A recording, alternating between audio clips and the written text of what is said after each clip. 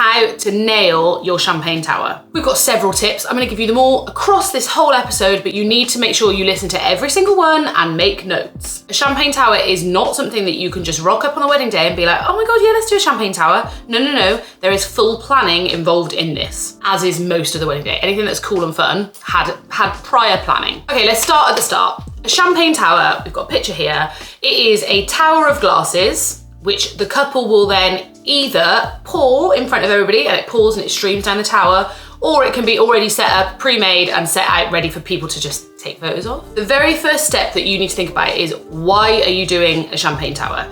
Is it to actually give people a drink, or is it for the gram? I have no judgment of which one it is. I would also do it just for photos. But if it's this one where we actually want to try and give out a drink to everybody, then we need to think about what we're using to drink, how we're doing it, all of those things, where people are stood, how you're handing it out, versus if we're doing it for a photo. We'll look at both options throughout this episode. So tip number one. Tip number one is the most important tip that I can give you about, first of all, the whole day, but this especially. You need to have fun when you're doing it. If you are calling, either way actually, if you are calling people out to watch you do the champagne tower, or if you are getting photographs of it, do not stand there and just look terrified like this while you're pouring.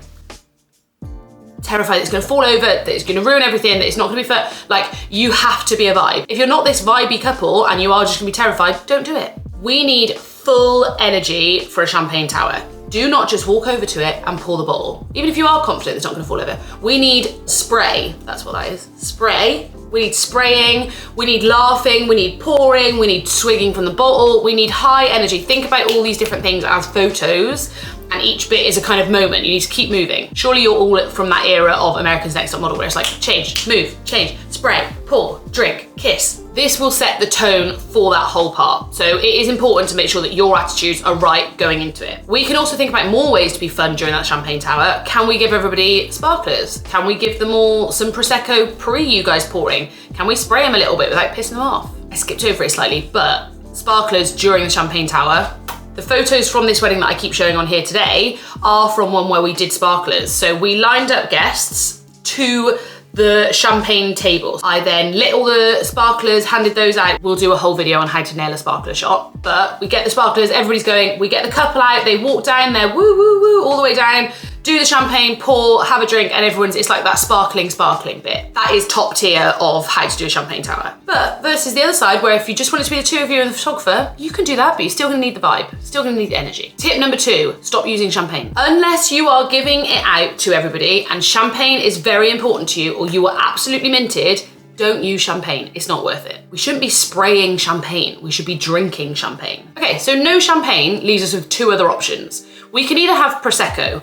Prosecco makes sense. Prosecco is nice to drink, not as expensive if you're gonna spray it, and then when we hand out the glasses to people, it actually tastes nice. If you are not planning to hand out those glasses, why don't you just use No Secco? Anyone that's been living under a rock, No Secco is the non-alcoholic alternative to Prosecco. A lot cheaper. If it was me, for example, I would use No Secco to create my tower, spray that, pour that, and then have trays of Prosecco to be handed out to guests when we're doing it and after. Especially if your venue are charging corkage or charging you for the bottle, I promise you No Secco is better. So from this tip, I just want you to consider what you're actually using and drinking and spending your money on. Tip number three is we need to fill the bottom glasses of our champagne tower. So when you build a tower, it's literally like, you know that cards thing where you stack and then stack and then stack and keep going. This bottom level, at the very least, needs to be filled with Prosecco or No Secco. Ideally, you want to fill the bottom two tiers. That is giving us the stability to actually be able to do this. This is going to lead us on to tip number three.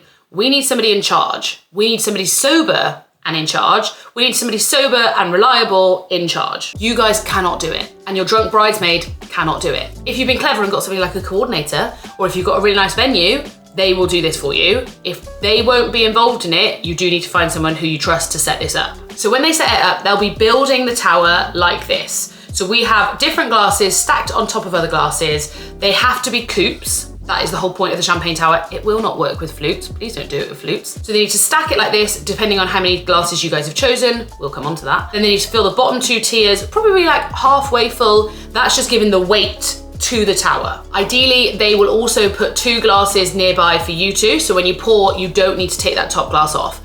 That is where all of the champagne towers fall. Once it's poured, don't touch it. Don't touch it. We pour, and then we take from the 2 glasses that our setter-upper has done for us, and we drink and we cheers with those. They will also need to make sure that your Prosecco or no Secco is there ready for you to spray and drink. You probably want 2 bottles, 1 each, to be able to do that. They can also then be in charge of adding a bit of decor to that table. Please don't just stick it on a random table. Let's have a bit of like something there, like some flowers or disco balls or whatever the theme of your wedding is. This is an extension of your wedding, not a random trend that you're adding in. Tip number 5, you guys are only pouring in the top glass. Say it with me. Only pour in the top glass. So, this is where you two as a couple need to be watching this video, because you both need to know that you're pouring together only in the top glass. When you pour in different areas of the tower, that is also when it topples because the weights change. We need even distribution across the tower. When you start filling that top glass, it will start to overfill. That is the point. We want to overfill it. It then topples down into the other glasses, and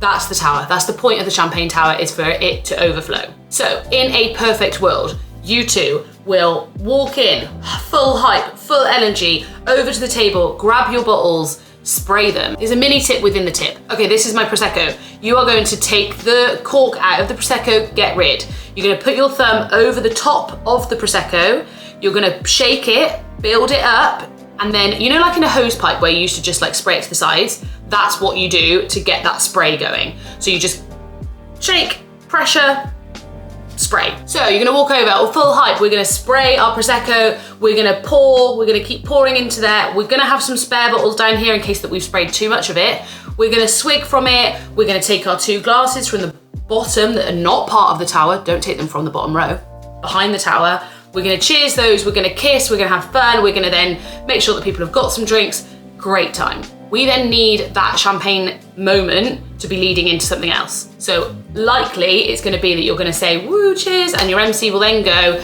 ladies and gentlemen, please make your way into the first dance. Bam. My final tip, as my husband says, bigger is not always better. Let's look at some champagne towers. This is a typical build of a champagne tower. This is a 4-tier champagne tower. That is tall enough. This is 21 glasses. So if you guys are gonna do your own tower, you can buy 21 glasses, plus the 2 for you to drink from, plus if anybody else wants to drink some, but only 21 is what you need to build this. If you opt for a 3-tier champagne tower, this is based on a square-based champagne tower, but you can also do a triangular one like this. That is only 14 glasses. Please do not think that you need to do a tower for how many guests you have if you're handing out glasses. Just have them on trays ready. We do not want a champagne tower that's 7 foot high. You can't even reach to pour into it. It is just begging to be ruined. We want that nice fine line between I'm confident pouring this, but it still looks cool. My final tip is slightly like tip 1 about having fun, but this is the most important thing that I need to remember the whole way through. If anything happens to your champagne tower, if it falls, if you mess it up, if you fall over, anything that goes wrong with it, you are going to laugh. You are not going to stand there and go, oh, why did you knock to the table? Like all of this stuff. We just laugh. We laugh and we drink from the bottle.